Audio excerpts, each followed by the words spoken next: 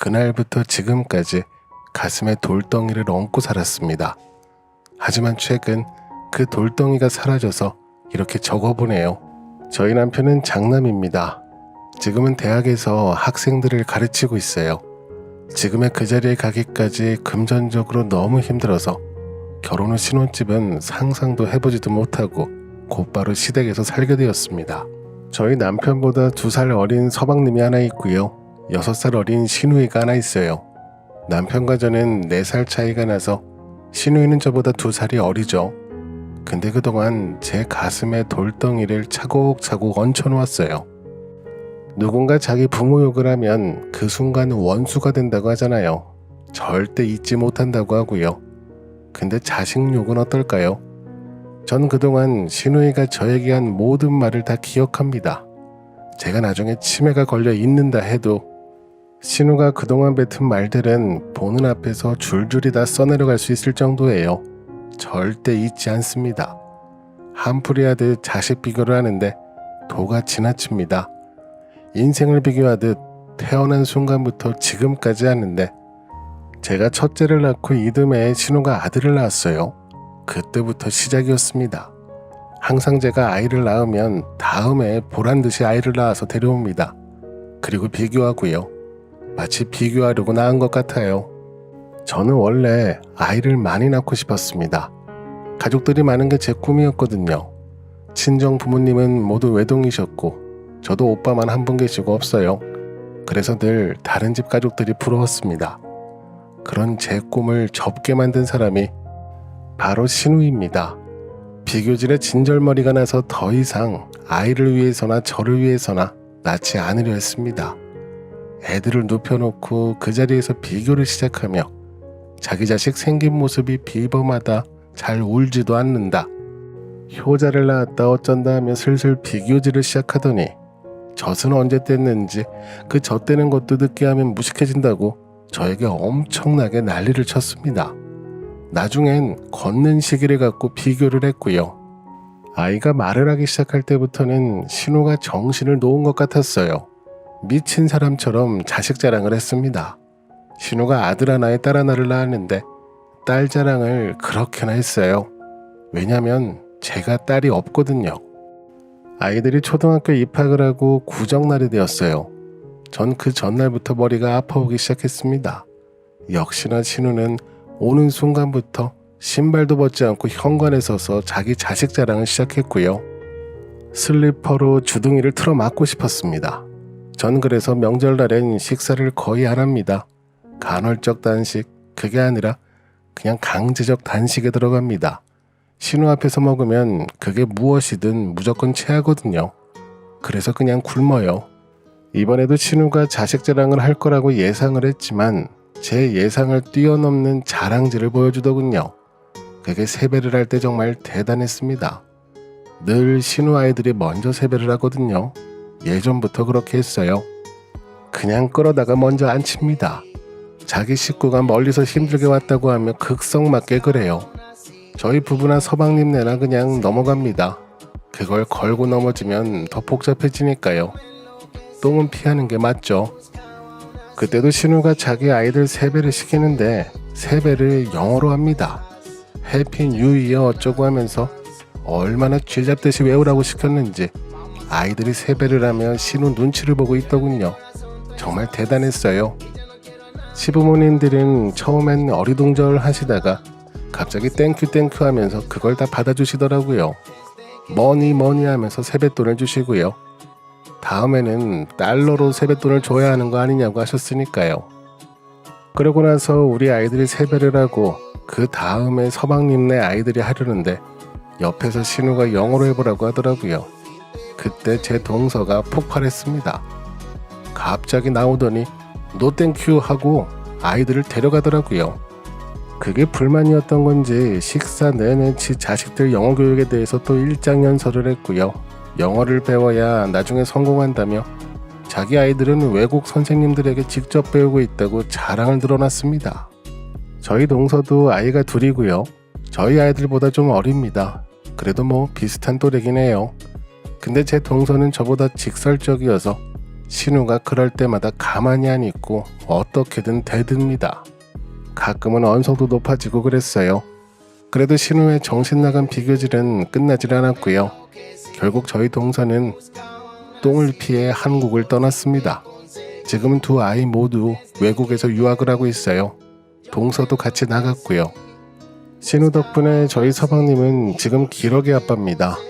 저한테도 둘째를 외국에 보내라고 자기 집에서 지내며 학교도 알아보고 하면 된다고 몇 번이나 말을 했지만 저희 둘째는 외국 학교가 아니라 외계 학교로 보내도 공부를 하지 않을 아이라서 그냥 말이라도 잘 통하는 한국에서 행복하게 살게 하겠다고 하고 거절했어요.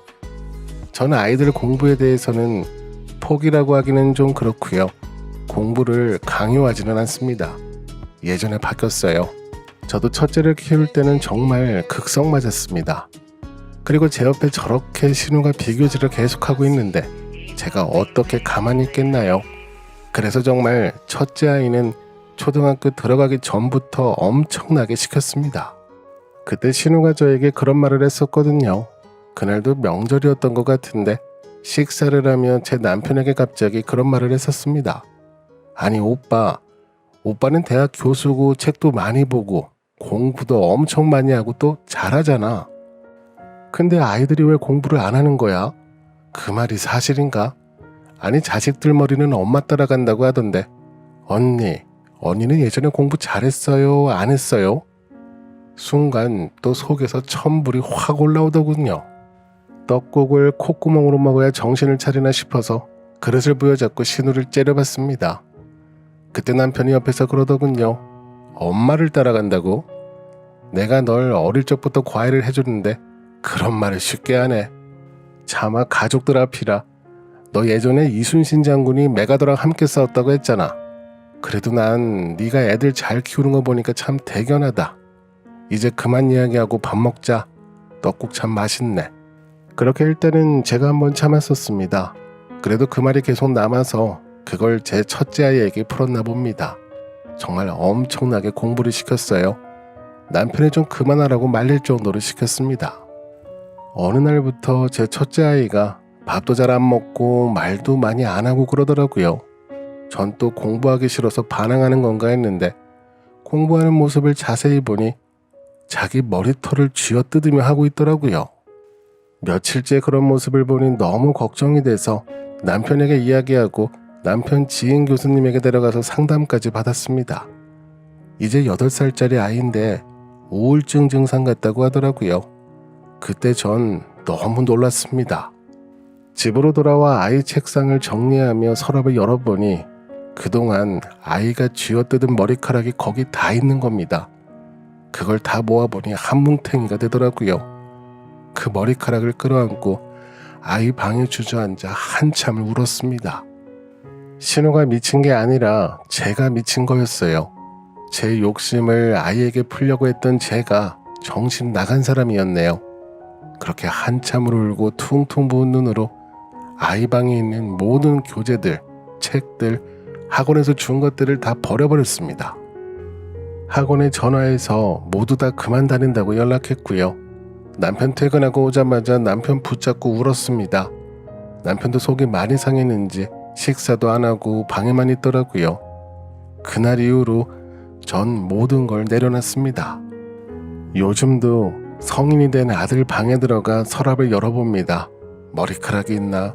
혹시 또 예전처럼 그러진 않나 싶어 자는 아들 머리카락도 살펴보고요.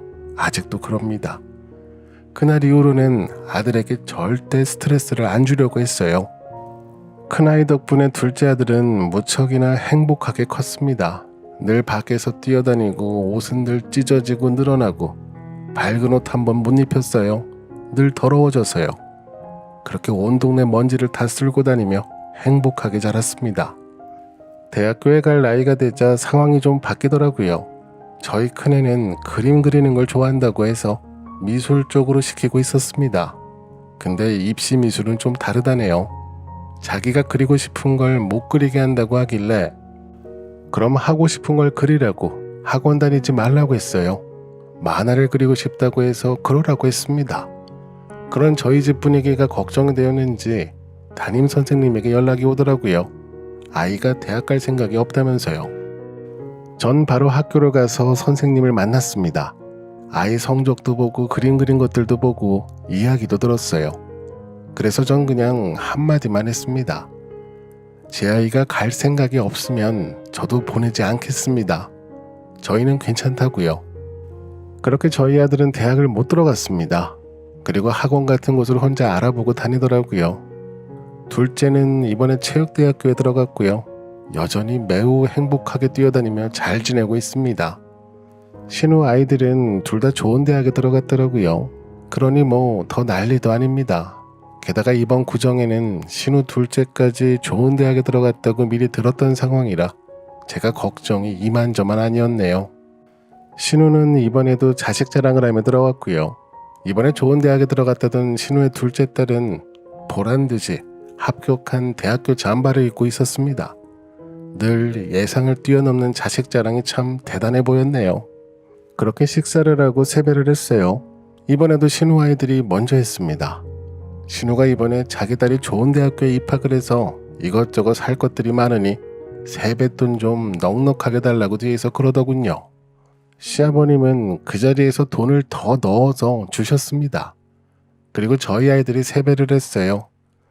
시부모님께서 세뱃돈을 주시려 하는데 갑자기 저희 큰애가 안 주셔도 된다고 괜찮다고 그러더라고요.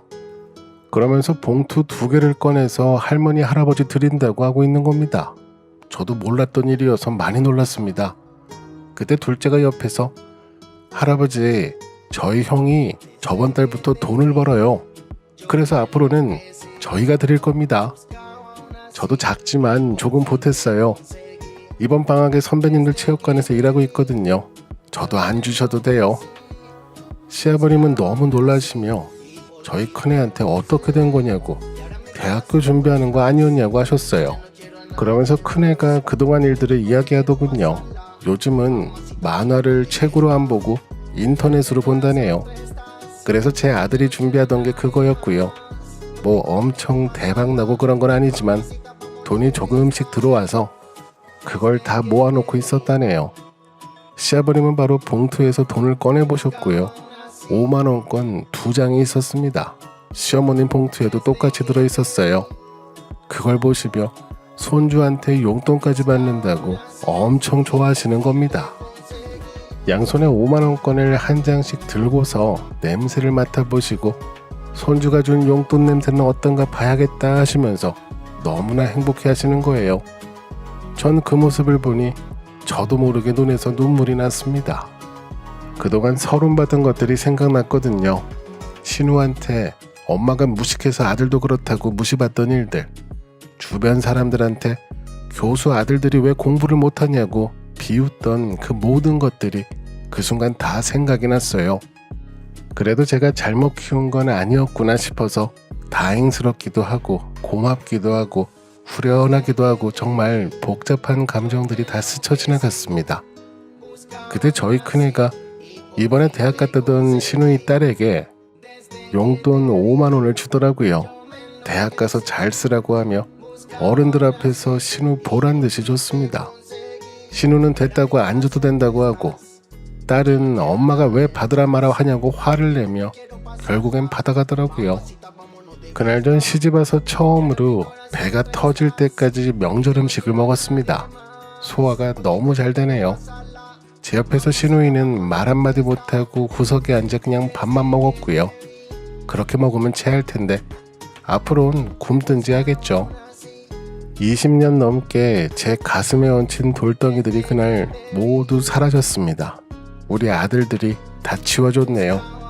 저도 다음 명절부터는 우리 아들들 자랑 좀 해야겠습니다.